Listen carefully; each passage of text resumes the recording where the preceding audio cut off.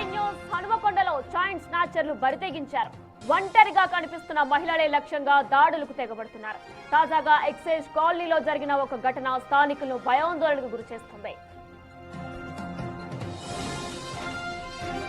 Excise కాలనీకి చెందిన నవ్య అనే మహిళ ఉదయం తన ఇంటి ముందు ముగ్గు వేస్తూ ఉండగా చైన్ స్నాచింగ్ జరిగింది. బైక్ పై వచ్చిన ఇద్దరు దుండగులు ఒక్కసారిగా ఆమె మెడలోని బంగారు గొలుసులు లాక్కొని పరారయ్యారు. బాధితురాలు ఆ దొంగను అడ్డుకునే ప్రయత్నం చేసినప్పటికీ ఫలితం లేకుండా పోయింది. బైక్ పై దుండగులు అక్కడి నుంచి పరారైన దృశ్యాలు సీసీ కెమెరాల్లో రికార్డ్ అయ్యాయి.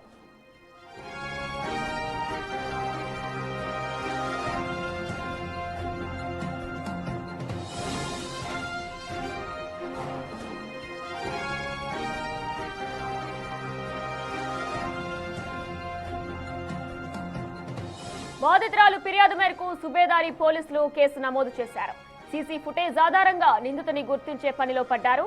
నగరంలో వరుసగా జరుగుతున్న ఇటువంటి ఘటనలతో మహిళలు బయటకు రావాలంటేనే వణికిపోతున్నారు.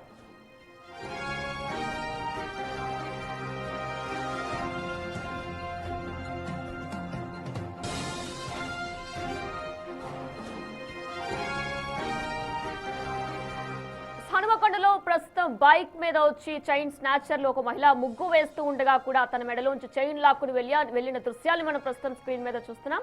అయితే వారు ఎవరు అనే కోణంలో ప్రస్తుతం పోలీసులు దర్యాప్తు ప్రారంభించారు. సీసీటీవీ ఫుటేజ్ ఆధారంగా కూడా పోలీసులు దీనికి సంబంధించి దర్యాప్తు ప్రారంభించారు.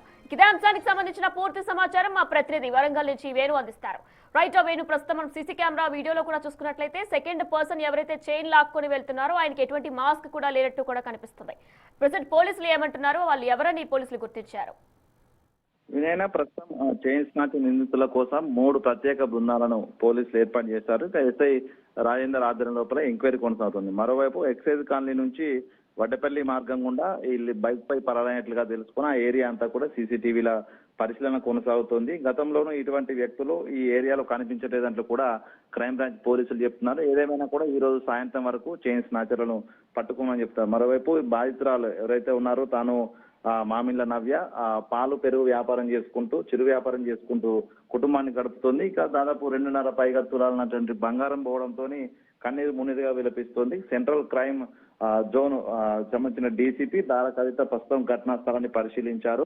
పూర్తిగా నిందితులకు సంబంధించినటువంటి అన్ని పోలీస్ స్టేషన్లకు కూడా ప్రస్తుతం పోలీసు అలర్ట్ చేసి ఎక్కడక్కడ నాకాబందీ చేస్తూ ప్రస్తుతం ఈ ఇద్దరి నిందితులను పట్టుకునే ప్రయత్నం కూడా చేస్తున్నటువంటి సిచ్యువేషన్. ఇక ఈ రోజు సాయంత్రం వరకు కూడా వీళ్ళను పట్టుకునేటువంటి అవకాశం అయితే కనిపిస్తా ఉంది. వినైనా వీళ్ళు పట్టపగలే వీళ్ళు ఇంత అగాత్యానికి పాల్పడ్డారు, మెడలోంచి చైన్ లాక్కొని వెళ్ళిపోతున్నారు. చుట్టూన్న స్థానికులకు కానీ గ్రామస్తులకి కానీ పోలీసులు ఎటువంటి భరోసానిస్తున్నారు?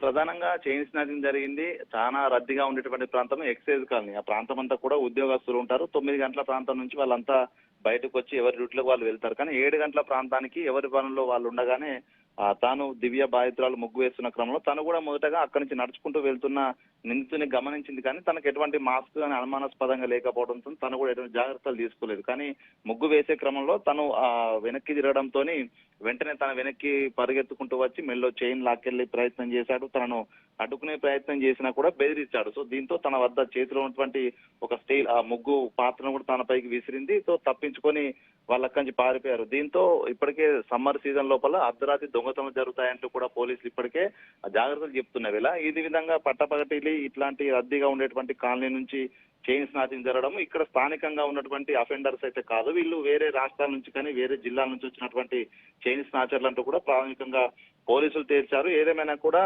ఒంటరిగా మాత్రం రాత్రి వేళల్లో తిరగొద్దు, ఎటువంటి అఘాయిత్యాలు జరిగే అవకాశం ఉందంటూ చెప్పినా కూడా ఈ విధంగా పట్టపగటిలి అందరూ చూస్తుండగానే ఈ విధంగా చైన్ స్నాచింగ్ చేయడం మాత్రం ప్రస్తుతం పోలీస్ వర్గాల్లో కూడా కొంత కలకలం మీద రేపిన పరిస్థితి. కొంత మహిళలు ఒంటరిగా ఉన్న మహిళలు కానీ వృద్ధులు పిల్లలు కొంత జాగ్రత్తగా ఉండాలంటూ కూడా ప్రస్తుతం పోలీసులు సూచనలు జారీ చేస్తారు. ఇక ప్రతి ఏరియా లోపల సీసీ కెమెరాలు కనుక ఏర్పాటు చేసుకుంటే ఒకవేళ ఏమైనా క్రైమ్ జరిగినా కూడా వెంటనే గుర్తించి చర్యలు తీసుకునేందుకు అవకాశం ఉందంటూ కూడా ఆ కాలనీలకు సంబంధించినటువంటి ఓనర్స్ తో అక్కడ ఉన్నట్టు కాలనీ ప్రజలతో కూడా మాట్లాడుతున్న పరిస్థితి. మొత్తానికి ఈ చైన్ స్నాచింగ్ గత 4 నెలల నుంచి కూడా ఒక్క చైన్ స్నాచింగ్ ఘటన వరంగల్ నగరం లోపల నమోదు కాదు. కానీ మొదటిసారిగా మళ్ళీ సమ్మర్ మొదట్లోనే ఈ విధంగా చైన్ స్నాచింగ్ నమోదు కావడంతో పూర్తిగా కొత్తగా బృందాలు నగరంలోకి దిగాయా లేదా అనే దానిపై కూడా పోలీసులు పూర్తి స్థాయి దర్యాప్తు చేస్తున్నారు. Right Venu, thanks for the details.